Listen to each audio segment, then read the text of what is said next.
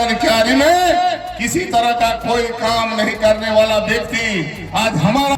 देखिए, चंदन क्यारी का देवतुल्य जनता को जिन्होंने उनको 2014 और 2019 चंदन क्यारी में भाजपा जेएमएम आमने सामने होते दिखाई दे रहे हैं। ज्यों-ज्यों चुनाव निकट आ रहा है, जुबानी जंग जारी है। यूं कहे तो चंदन क्यारी का सियासी पारा चढ़ा हुआ है। बहरहाल जेएमएम प्रत्याशी उमाकांत रजक ने अमर बावरी पर तंज कसते हुए कहा कि बीते दिनों मोहाल मनी पागार में सीएम हेमंत सोरेन की सभा में उपस्थित लोगों को बांग्लादेशी मुसलमान कहने पर नेता प्रतिपक्ष अमर बावरी को घेरने में जेएमएम कोई कसर बाकी नहीं रख रही है। यहाँ तक कि उनके समर्थकों द्वारा इस बयान की आलोचना की जा रही है। जनता में रोष व्याप्त है। इसी क्रम में जेएमएम प्रत्याशी उमाकांत रजक ने अमर बावरी के बयान का पलटवार करते हुए कहा कि चंदन क्यारी देवतुल्य जनता को बांग्लादेशी मुसलमान कहना काफ़ी निंदनीय है। जिस जनता ने विधानसभा की दहलीज तक पहुँचाया, आज उसी जनता का अपमान किया जा रहा है। इस बार के चुनाव में जनता परिवर्तन के मूड में है।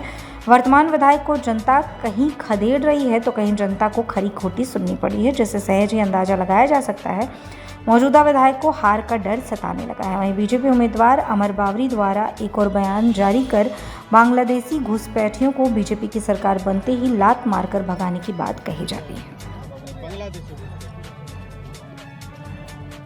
देखिए, चंदन क्यारी का देवतुल्य जनता को जिन्होंने उनको 2014 और 2019 के चुनाव में मतदान करके चुनाव जिताया, और चंदन क्यारी की जनता को जो आज के समय में हमारे यशस्वी मुख्यमंत्री हेमंत सोरेन जी के सभा के बाद जो बयान दिया है वो निंदनीय बयान है।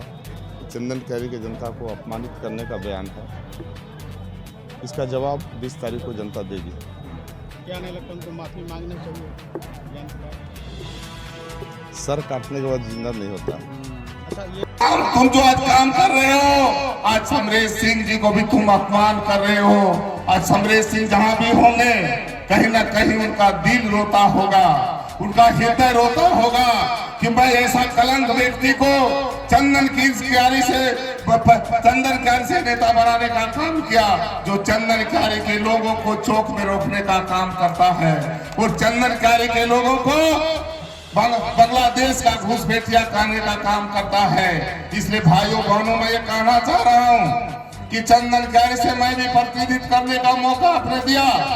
मैं 5 साल प्रतिनिधित्व करने का काम किया, और 5 साल के अंदर में मैंने 500-600 करोड़ का काम इस चंदन क्यारी में करने का काम किया है। जहाँ पुल नहीं था मैंने पुल बनवाया, जहाँ रोड नहीं था मैंने रोड बनवाया। यही पंचायत है कुसुम क्यारी पंचायत, जहाँ ये मीटिंग हो रही है, यहाँ तकनीकी शिक्षा का मैंने संस्था खोलने का काम किया, ITI बनवाने का काम किया। हमें गर्व है कि हमारा इस ITI से आज कम से कम सैकड़ों बच्चे प्रतिवर्ष निकलकर कहीं ना कहीं रोजी रोटी की तलाश में जाते हैं। चंदन क्यारी में किसी तरह का कोई काम नहीं करने वाला व्यक्ति आज हमारा चंदन क्यारी के सभी सम्मानित लोगों को, सम्मानित देवतुल्य जनता को चौक पे जुलूस निकाल कर फुअड़ बनी करके लोगों को रोकने का प्रयास करने का कर रहा था।